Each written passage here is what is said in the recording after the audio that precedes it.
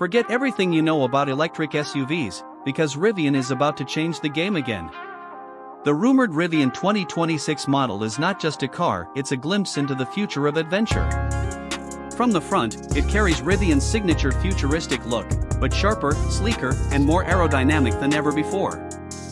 Those razor-thin LED headlights and bold grille-less design scream next-generation EV dominance. Swing to the rear, and you'll find a striking LED light bar stretching across the back, giving it a high-tech yet rugged personality that Rivian fans will instantly recognize.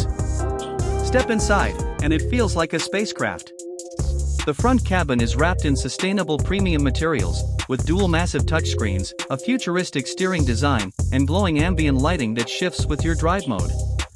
The rear isn't left behind: panoramic glass roof above, smart foldable seating, and a lounge-like vibe that makes every passenger feel like they're riding first class.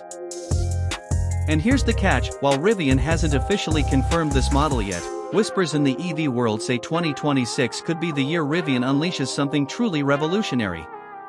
So, what do you think? Is this the electric SUV of the future? Or will Tesla and others have an answer waiting? Let me know in the comments below.